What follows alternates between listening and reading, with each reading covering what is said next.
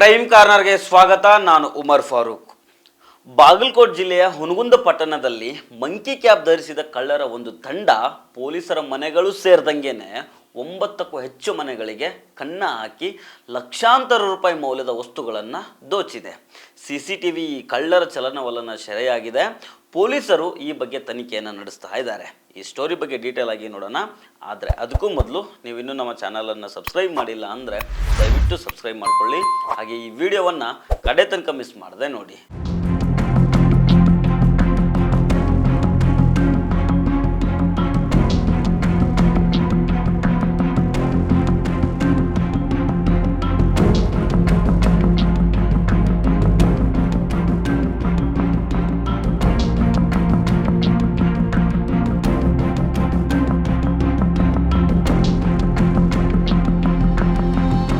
ಬಾಗಲಕೋಟೆ ಜಿಲ್ಲೆಯ ಹುನಗುಂದ ಪಟ್ಟಣದಲ್ಲಿ ಇತ್ತೀಚೆಗೆ ಮಂಕಿ ಕ್ಯಾಪ್ ಧರಿಸಿದ ಕಳ್ಳರ ಒಂದು ತಂಡ ಭಯದ ವಾತಾವರಣವನ್ನು ಸೃಷ್ಟಿ ಮಾಡಿದೆ.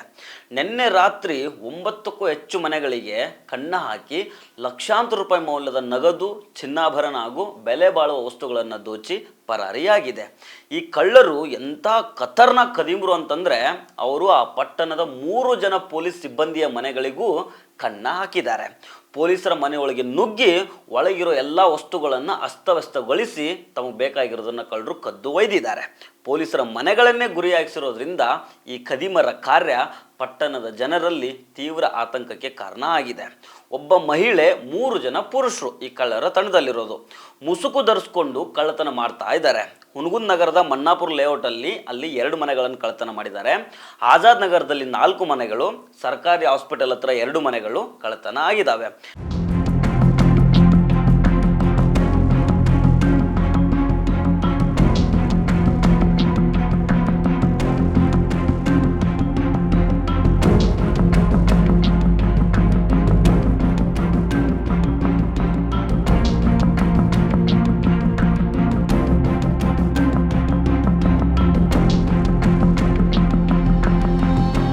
ಕೈಯಲ್ಲಿ ಕೋಲು ಮತ್ತು ಬ್ಯಾಟ್ರಿ ಹಿಡ್ಕೊಂಡು ಮಂಕಿ ಕ್ಯಾಪ್ ಧರಿಸ್ಕೊಂಡು 4 ಜನರ ತಂಡ ರಾತ್ರಿ ಹೊತ್ತಲ್ಲಿ ಬಿಂದಾಸಾಗಿ ಮನೆಗೆ ಓಡಾಡಿಕೊಂಡು ಕಳ್ಳತನ ಮಾಡುವಂತಹ ದೃಶ್ಯ CCTV ಫುಟೇಜ್ನಲ್ಲಿ ಸೆರೆಯಾಗಿದೆ.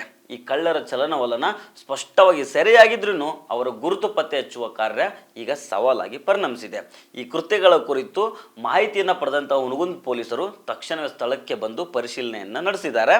ಸಾರ್ವಜನಿಕರು ಆತಂಕ ಪಡದೇ ಇರುವಂತೆ ಮತ್ತು ಎಚ್ಚರಿಕೆಯಿಂದ ಇರುವಂತೆ ಹುನಗುಂದ ಪೊಲೀಸರು ಮನವಿ ಮಾಡಿಕೊಂಡಿದ್ದಾರೆ. ಸೊ ಫ್ರೆಂಡ್ಸ್, ಇದು ಇವತ್ತಿನ ಕ್ರೈಮ್ ಕಾರ್ನರ್. ಮತ್ತೆ ಭೇಟಿ ಆಗ್ತಿರೋಣ. ನಮಸ್ಕಾರ.